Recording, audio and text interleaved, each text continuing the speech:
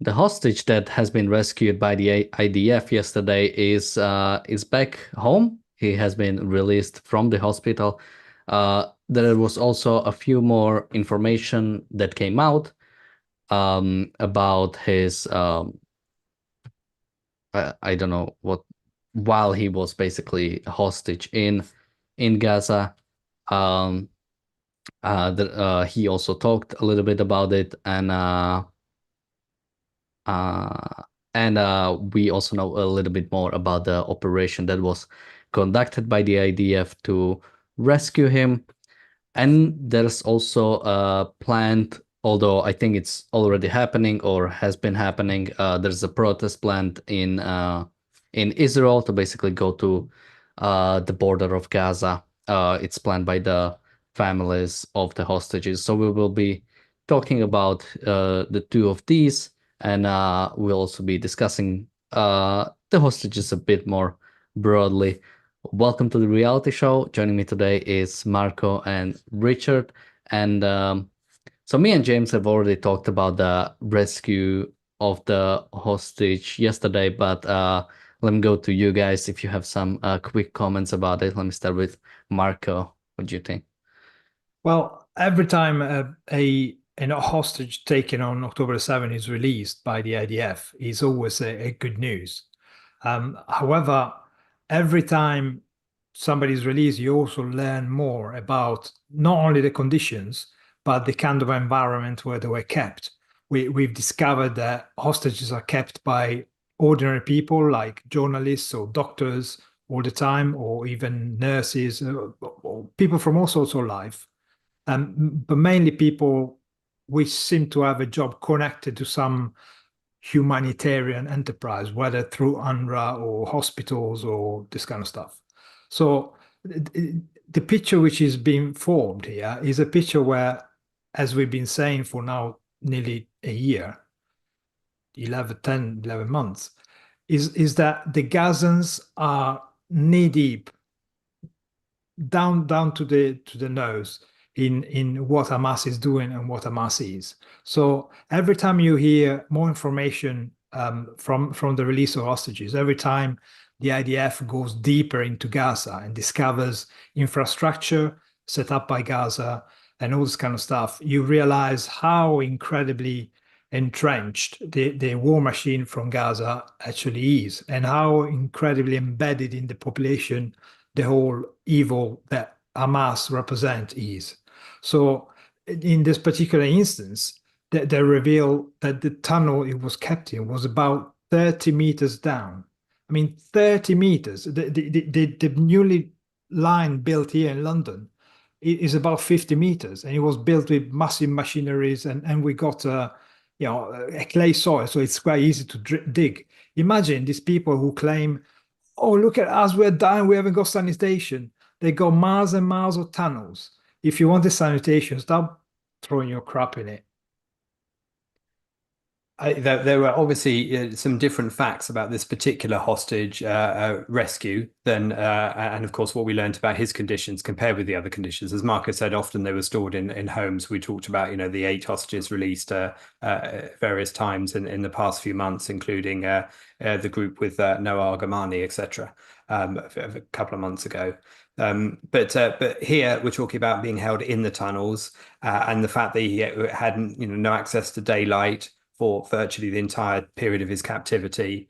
And of course, you understand the complexity of the operation, the fact that, tunnels can be booby-trapped, and that even the network of tunnels at that sort of depth is hard to ascertain exactly where they lead, and that requires a high degree of intelligence. And of course, you need to consider the fact that the ability for hostages to alert other hostage takers, to alert other hostage takers within the same network becomes quite easy if you've only got the entry of a tunnel as one route into rescue them. So you've got the difficulty of making sure that you can get to the hostage in time.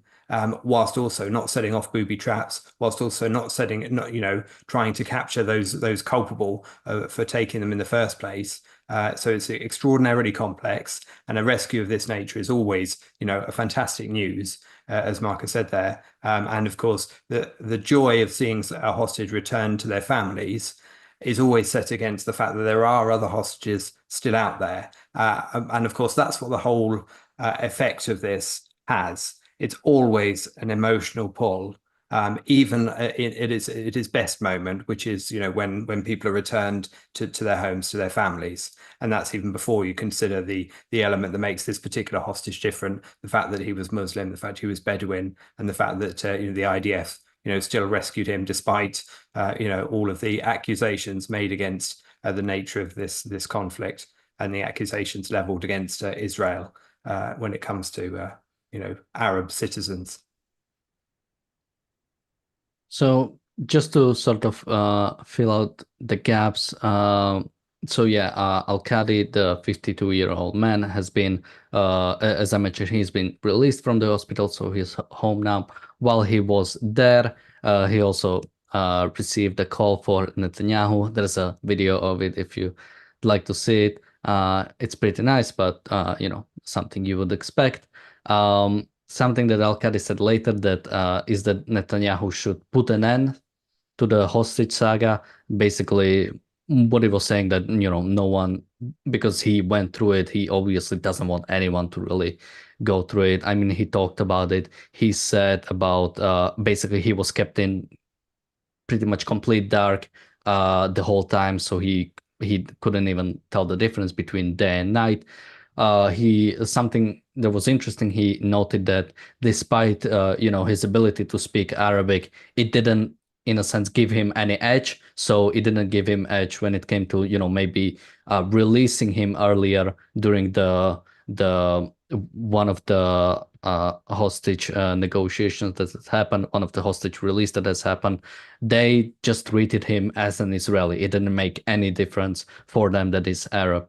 So you can see, for Hamas, just being an Israeli is enough to basically you use them as a bargaining chip. It's not really about anything else. And about the operation itself. So as you mentioned, Richard, so I think the operation was originally planned like a few days beforehand. Apparently, the Shin Bet had information that there is a high probability that hostages are held in these tunnels, and so there was an extensive operation being prepared, to ensure, for one, that one of the worst things that can happen with these rescue operations is that Hamas, even if it knows that IDF is coming, will just kill the hostages, which I think has happened in the past.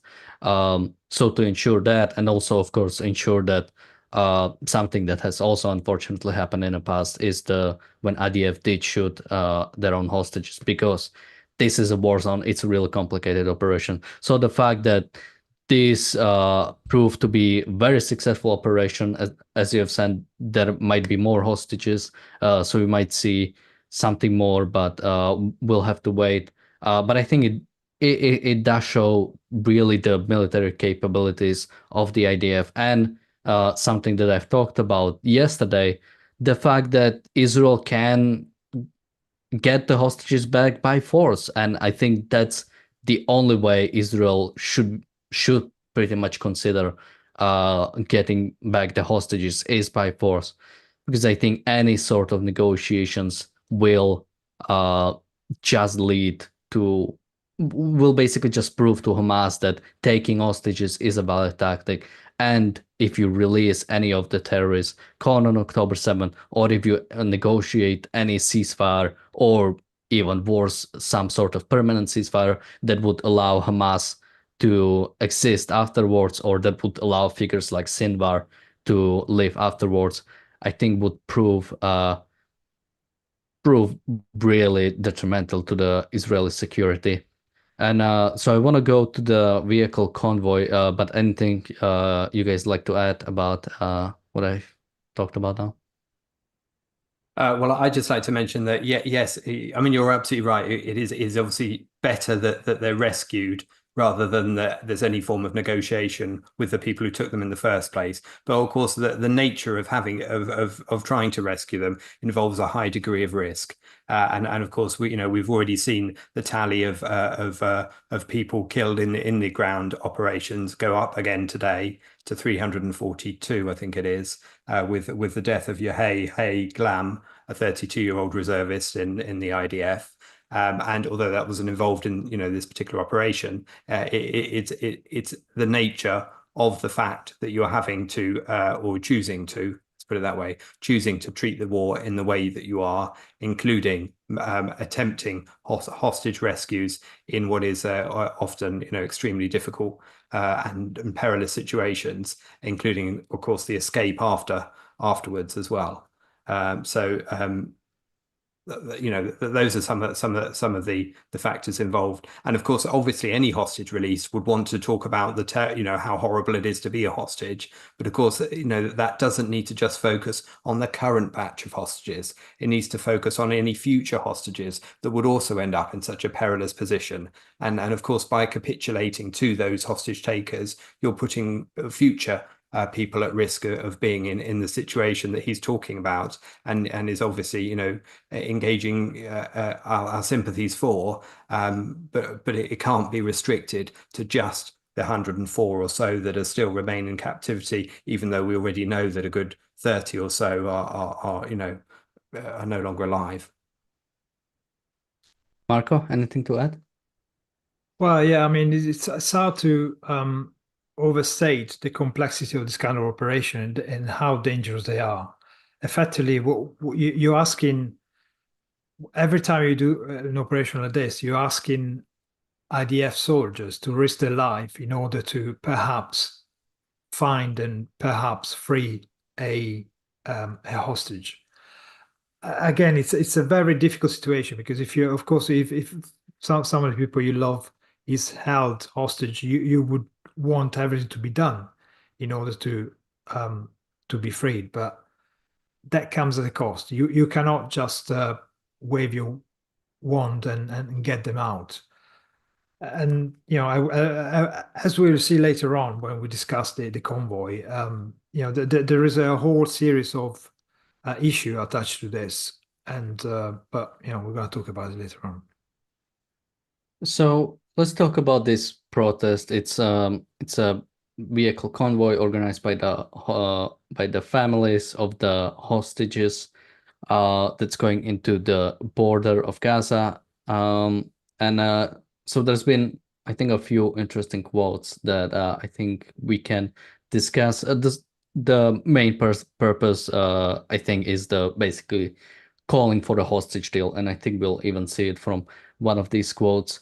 So one of them, it's by a mother of a abducted soldier, who said, "What will be recorded in the history books of this cursed war is not whether we conquered the Philadelphia corridor, or how many terrorists we killed, but whether we cared for and brought our hostages home." And then there's another one, again, I think by a son of a hostage in still being. Actually, this is a hostage that is believed to be dead, and just his body is being held in Gaza. But she has said, "The prime minister has a majority in the government to pass a deal. He has majority in the Knesset, and he also has political security for a deal. The only thing standing in the way of a deal right now is the prime minister's courage." So I have a few things to say, but I'd like to go to you guys first. So Marco, what do you think about these? Yeah, I mean, you can't blame the families of the victim for saying this kind of stuff, but they're wrong in saying this kind of stuff. By saying this, they're effectively caving into purely emotional reactions rather than thinking rationally about what's going on. And this kind of action, I mean, they're proposing to drive from Tel Aviv to one of the kibbutzes, I think Be'eri. And on the way, they're carrying all cars that were damaged or destroyed during October 7 attack. and they are blasting from loudspeakers messages to the people still held in Gaza. I mean, first of all, what kind of good will come from this kind of stunt? How are you ever going to achieve anything? Do you really think that the people in Hamas will be so moved and so shocked by the event that will, okay, sorry, we surrender. Here are the people that we took from you. This is just ridiculous. All it is here is an emotional reaction to a strong emotion, and all it is it's a way for the families and some of the survivors as well to feel better about the thing. But the actual action will not achieve anything at all. And every time you talk about um, a deal always entail the capitulation of the idea that Israel can defend itself when it's attacked. It means releasing terrorists, prisoners, criminals, and returning them to the very people who exploit them and use them as weapons against Israel. You mentioned earlier on, Sinwar, the guy who planned October the 7th, should have been rotting in an Israeli prison, but he was released. When was it? 2011, and he was free, and he was able to do exactly what's he done, and he's still hiding in Gaza in the very same tunnels where some of the hostages are held. And it's a way of deflecting effectively the blame from Hamas, who caused all this, Hamas who took the hostages, and Hamas and the Gazans who are holding the hostages right now. All you do, you shift the blame from the blame from them to the government. But the government hasn't got a magic wand, as I mentioned earlier on. The government, the only option, if you force them to go and rescue as the main objective the hostages, it will mean employ lots of young kids and risk their lives in order to save people who are probably already dead. I mean, as hard as it is to mention it, every time somebody is rescued alive, of course we are all happy and it's a great event, but all it does, it fuels the flame of the remaining people that their beloved might be still alive. And we know that 34 people are already dead. So of the 104, at least at best 70 are alive. So you're asking for all these young kids to risk their own life in order to perhaps save somebody. And these tunnels are a maze, a really highly complex maze, which require, as the operation the other day showed, require incredibly high amount of resources and incredible risk. So to effectively sacrifice the families and the soldiers in exchange for the injustice that these families have gone through by having their beloved captured, it is really not fair. It's really not the way to resolve this problem. The problem is to recognize who the responsible people are, recognize why they are in this position, try not to be emotional about it. Just use your shed the feelings that motivate your action, and try and be rational and thinking, what's the problem, who caused it, and how we get rid of it.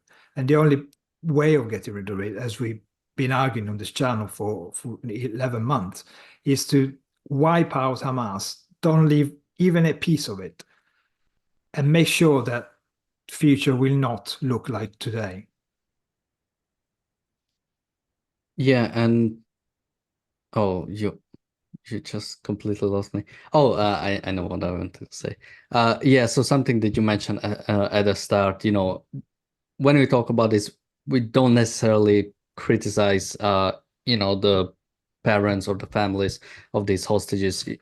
In a sense, it's understandable the emotions they are feeling, and obviously, if your loved one is being kept in Gaza, I think it's understandable, but I think their sort of sentiment is being echoed by the sort of Israeli society or sort of opposition at large, but also by the world around. And I think, yeah, it's really missing uh, what's really important when it comes to this.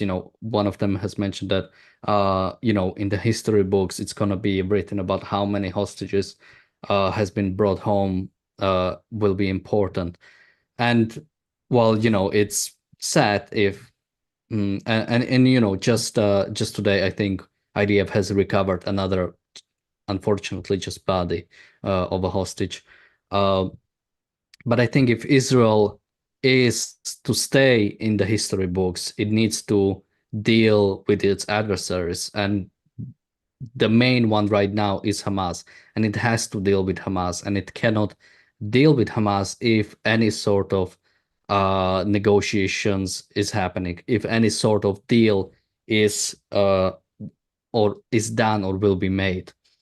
And uh, then there is the second quote. I'm wondering if it's misquoted because it says the only thing standing in the way of a deal right now is Prime Minister's courage. And I'm wondering if courage is supposed to be something different because it really doesn't fit for me in the sentence, in the sense.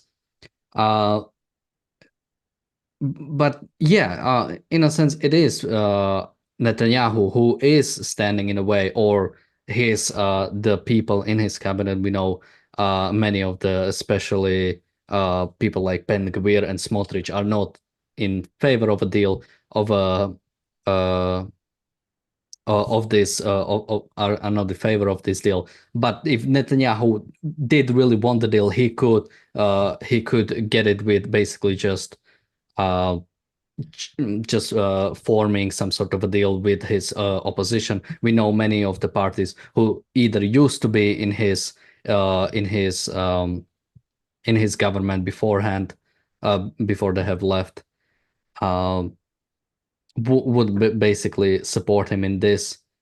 Um, and I have one more thing to say, but let me go to Richard right now. Yeah, I mean, what the history books will show is a period of perpetual war and a period of perpetual hostage taking.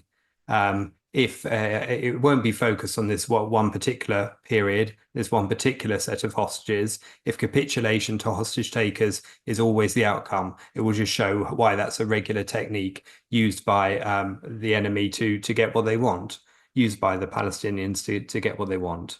I think, I mean, you can't appeal to the humanity and the goodwill of hostage takers, which is what this convoy is attempting to do. So that is why, as Marco said there, the focus always shifts to appealing to your own government instead.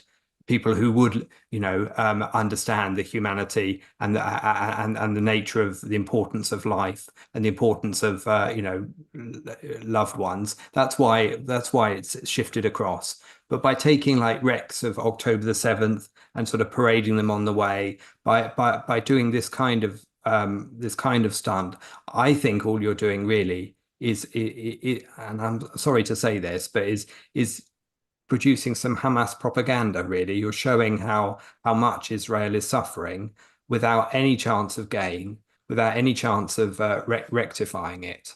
And I think the slogan for all this is always bring them home. But that's only really part of the story, isn't it? Because the slogan ought to be keep them home, keep those at home safe. Because it's not just about bringing the set of people currently abducted and held in Gaza against their will. It's about making sure that everyone, all of those loved people, the children, parents, partners, who are sitting next to their loved ones at the table in Israel right now, remain at that table and don't end up the hostages of tomorrow. And another interesting quote, and I think this is from uh,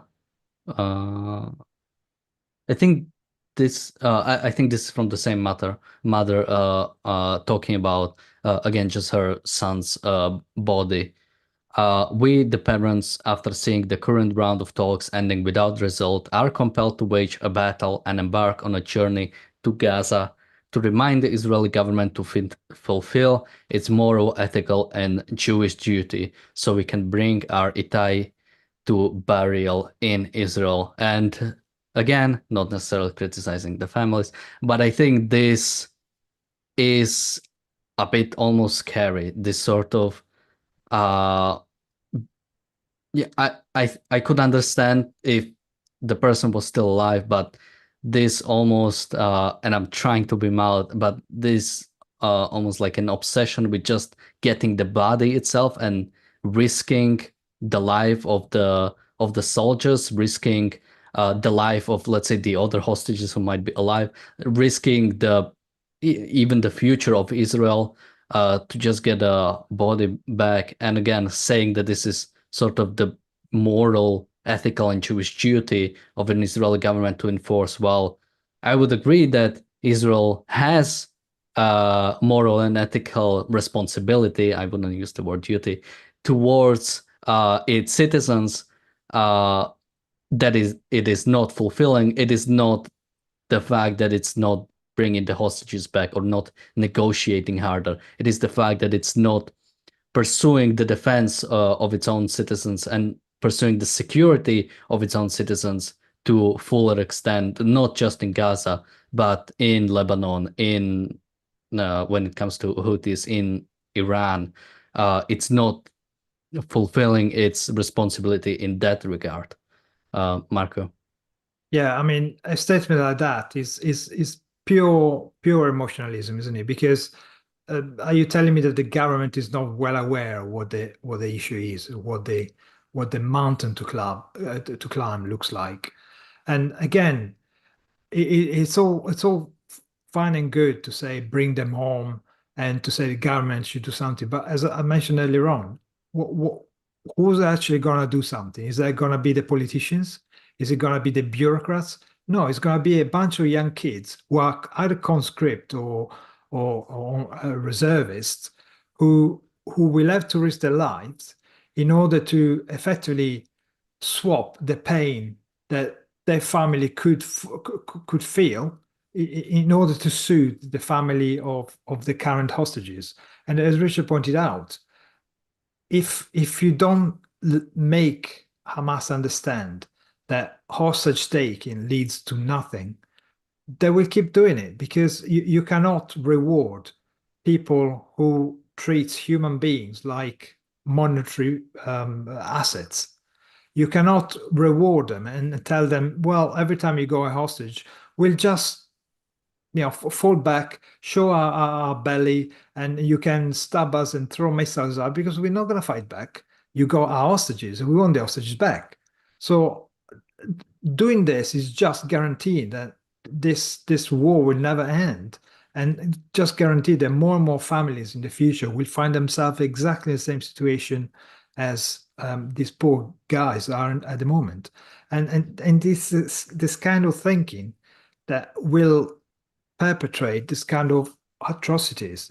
It's sad that they actually don't see what the problem is. The more you push for a deal, the more you push for a softy approach, the more these events will occur again. And there's more than the single reason for using people as bargaining chips as to what motivates Hamas to take hostages in the first place. One is to use them as human shields, simply to protect their own hides, knowing that Israel will receive lots of opprobrium from families, etc., if they die whilst they're held hostage, and of course just to make it tactically difficult for Israel to do what it needs to do in Gaza. And the second reason, of course, is to drive a wedge in Israeli society, to create the kind of difficulties and the kind of moral dilemmas that are going to plague people who care about life. Because it's a bit like one of those, philosophical mind games about a moral dilemma. Which group of people do you save, this group or that group? Which always removes from the picture who put those people in peril in the first place. whether it's the mind game or this reality of what we're dealing with here. It always removes the fact that there was evil at the start, and whatever difficulties you are faced with, whatever moral problems you are faced with in trying to resolve the situation, the evil and the guilt lies with those who took them in the first place, not with the difficult choices that you have to make thereafter. Yeah, and I think that's sort of the fact that people are forgetting who is actually behind it is, I think, apparent from this protest itself, that the fact that they go into the Gaza border to protest Israel, to protest the Israeli government. And I have another quote. I stand here with a clear message to the people of Israel and our leaders. It's time for a deal. In these nerve-wracking days, I ask myself if the mediators are more determined than us. This question should burden us all. So far, military actions have rescued 8 hostages alive. In the last deal, 105 were released. I asked our leaders to consider, do you understand that every delay in a deal is a gamble on the hostages' lives? We must not leave anyone behind. We've learned there's no greater joy than a freed hostage. Every such rescue brings a beacon of hope, proving the impossible can be achieved. And I think something I'd say is, you realize that every single day that these terrorist organizations, Hamas, Hezbollah, Houthis, and the Iran itself, every day they are being kept alive, the chance for Israeli existence, for Israel being able to stay in existence, is getting lower. I mean, every single military operation that does rescue hostage does indeed provide a beacon of hope, proving the impossible. But talking about the greater joy, imagine if the Israeli children could finally live in a country that wouldn't get rockets launched at it pretty much every single day. Even since October 7, Hamas has kept, not just Hamas, there have been drones attacks at Tel Aviv. Iran has sent hundreds of rockets on Israel. It's only because of Israel's Iron Dome and also other countries shooting down the rockets that Israel was able to defend. Similarly, the attacks from Hezbollah, many of them who have killed, as I said, children. Imagine living in a world like that. And I don't think we can reach this world if at every single point Israel negotiates with its enemies to preserve the existence of the enemies and not of Israel. Marco? Yeah, I mean, the Israeli government has so much to answer for, but to blame them for not doing enough to get their hostages back is the least of their faults. I mean, you can blame them for dropping the ball when it came to intelligence about October 7. You can blame them for how they are aiding the enemies by providing humanitarian aid. You can blame them for bodging some operations. You can blame them for not being more proactive. You can blame them for listening to the West and watering down their actions. But blaming them for not putting the hostages ahead of the destruction of Hamas is just Hamas propaganda, frankly. The amount of stuff that this lady talks about couldn't have been written better by an Hamas propagandist, really, because effectively, as I said earlier on, you're blaming the Israeli government for existing. You're blaming the Israel itself for existing, and you're blaming the government for trying to keep Israel in existence for another few years at least. But by doing that, you undermine this effort. By doing that, you effectively hand in a clear piece of paper to Hamas where they can effectively write the conditions. Do you realize every time we read on the news that Hamas demands, Hamas proposes, it's like, hang on a second, these are the guys who took the hostages. They butchered one by one 1,200 innocent people. It wasn't a war action. It wasn't a big explosion that killed lots of people. They were butchered one by one. They took back 251 hostages. They held them. Civilians held them. And then Hamas, is that acceptable? The Hamas demands, that Hamas suggests and proposes plans. I mean, this whole idea, if you step backwards and you look at it, which other government or person would go to, somebody pointing a gun at you and blaming yourself for being in front of the gun? It's just insane. I think when you talk about the fact that it's impossible that it can't be achieved, this deal.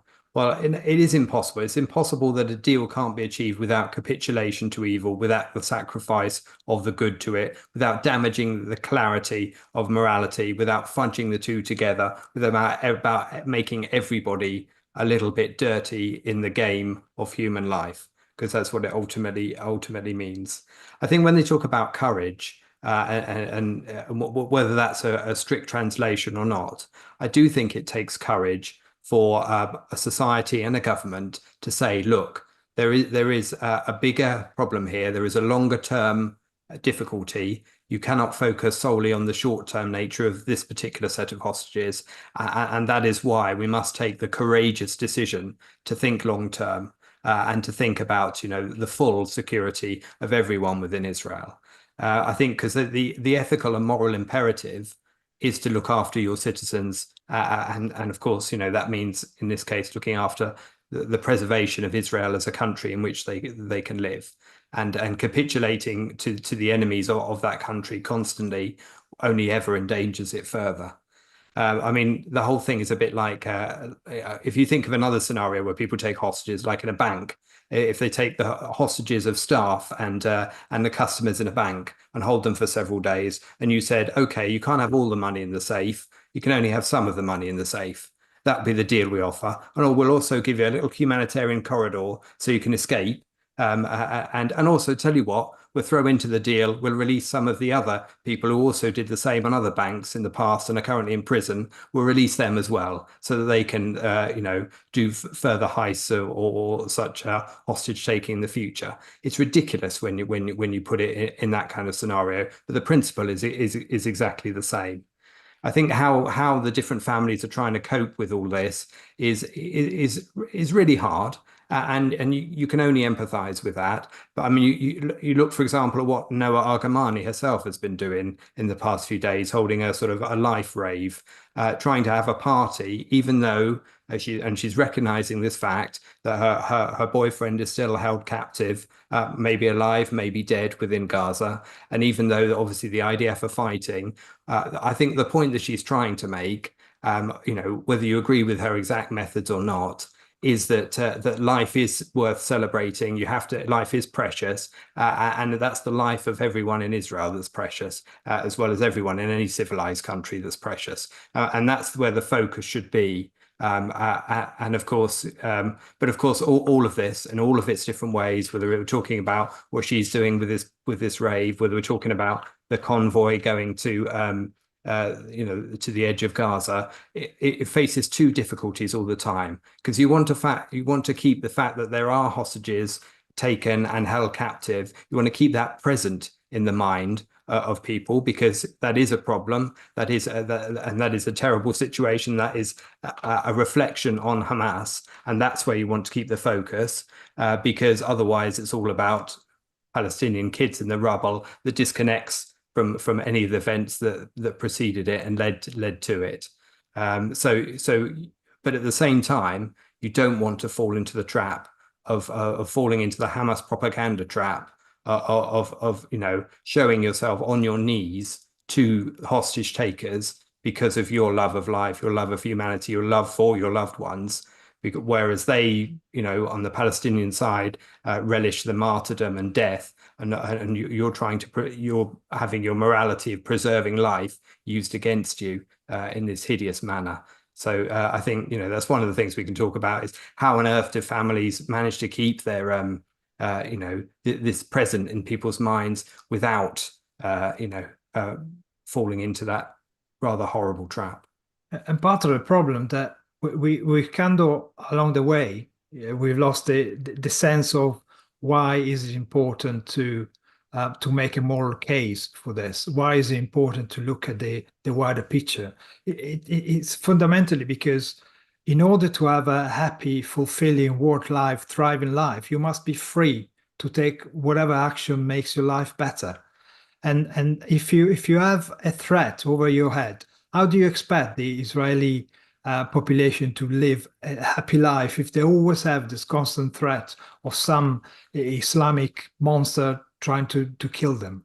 And that stops them from being free people, from being free agents. So makes their life, the happiness impossible. And that's why we make the point that it's morality behind it that tells you what's important and how you should look at the wider picture, and thinking by principle, you identify what are the actions you should take and how you should look at the problem and how you should tackle it. But by just throwing out reason and just acting on emotions, by taking some random actions that have no consequence whatsoever, apart from keeping you busy for a few minutes and a few hours while you organize the thing, it's totally pointless. And but this is a kind of society we're kind of sliding into. We've forgotten that freedom is what makes happy lives. I think you summarized it well. So someone reminded me, I think I've missed a super chat yesterday. So let me just quickly read it out. With a super chat from Bulmus on yesterday's The Reality Show, who said, I'd like to see the Israeli government put Franchesca Albanese on a terror watch list. She's one of the biggest perpetrators of UNRWA's intransigence. I think that's the word. And just quickly, we also had a super chat from Bonnie on the Daily Objective. We had about an hour ago, and I don't think I've thanked her. So thank you both of you. Marco, what do you have to say for your comrade? I was just going to say, yeah, I mean, she's an evil cow, isn't she? I was just going to say these kind of people hide behind desks and feel like very important people because they are in a very expensive office in a very expensive location somewhere in the world. They travel for free, they travel first class. They are overpaid for the kind of ability that they're able to unleash on humankind. And like UNRWA, I mean, it's funded by the tunes of millions, employs thousands of people who do absolutely nothing apart from siphoning money onto Hamas so they can buy equipment and material in order to dig tunnels from which to attack Israel. All these organizations, these total parasites, parasitic institutions that just thrive because they steal money from the taxpayers. Do you really think this institution will ever come out and say, "Oh yeah, actually, we need to stop Hamas because Hamas is and all the Islamic craziness behind this is causing this trouble"? Of course not. They're not gonna. Turkeys don't vote for Christmas, do they? So, and they're in the same situation. They're so mixed between self-preservation and anti-Semitism means that the UN is doing what it's doing now, and that's why we've been saying a few times, it's a totally rotten institution. If you were to disappear like this from the face of the planet, imagine what a much better world this will be. People like Franchesca Albanese, the UN rapporteur, she gives the legitimacy that Hamas do not deserve to how she rebadges their standpoint in trying to create a moral equivalency with Israel and constantly pretending that it's an objective reporting of events when of course the UN is raison d'etre, really, is to constantly muddle the middle ground, make everybody seem the same no matter what their actions, and make them all equivalent countries no matter what their level of freedom, no matter how they treat their citizens or their neighbors. And of course, all of that is what drives the UN. So it's it's sickening to listen to it, given the polish of an erudite paper or a speech, when what's in it is just dripping with evil. And certainly somebody whose job is to deal in diplomacy, and they're in touch with this kind of people. They're in touch with Hamas, they're in touch with Iran, they're in touch with people from every dictatorship, the planet you can think of. They're in touch with them. So they see what kind of people they are.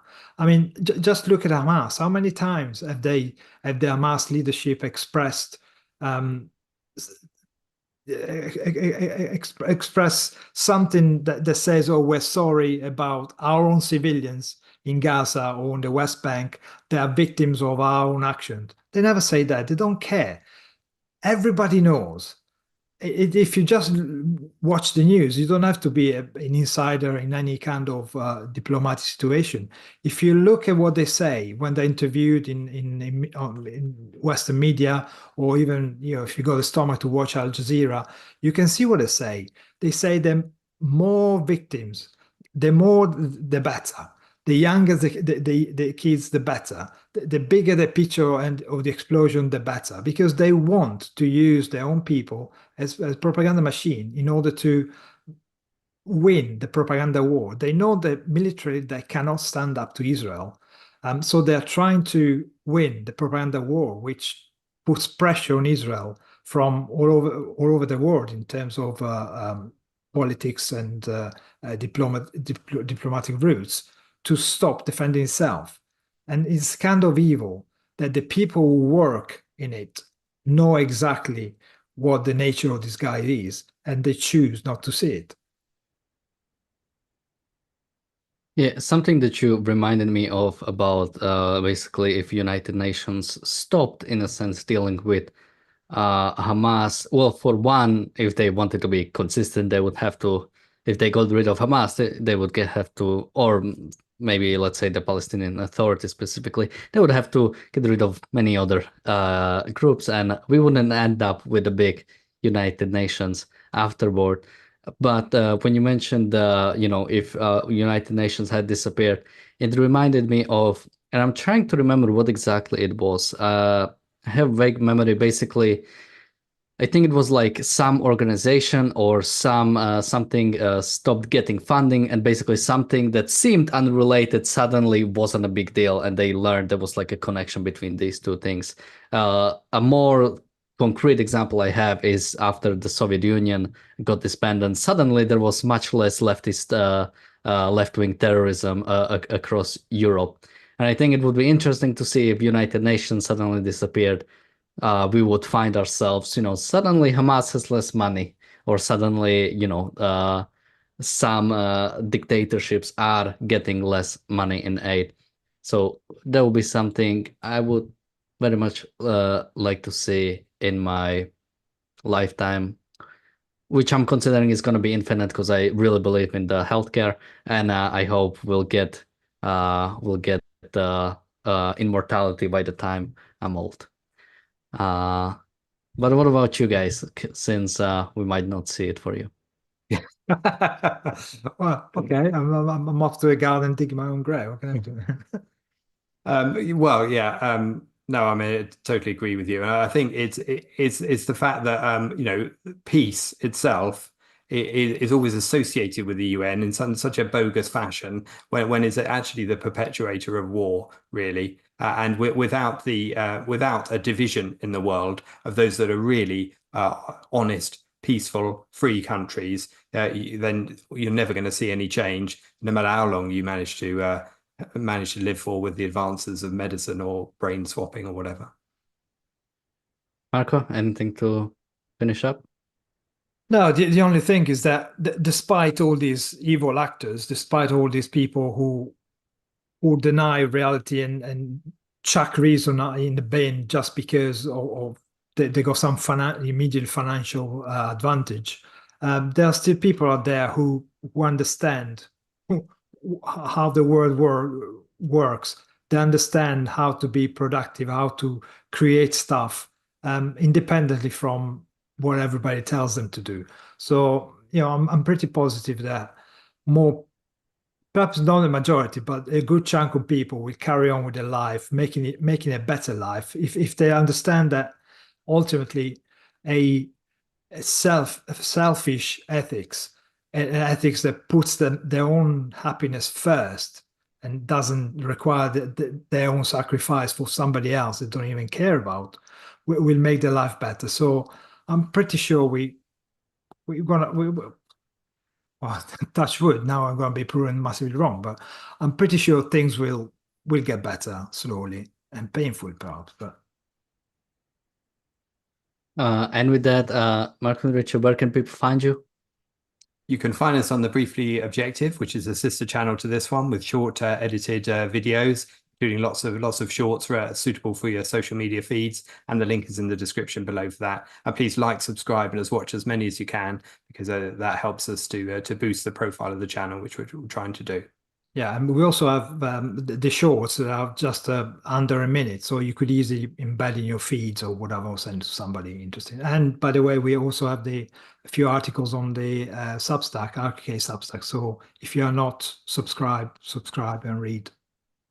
And you can find me on a Damn Dan YouTube channel. Links to everything is gonna be in the description. Thank you, Marco and Richard, for joining me today.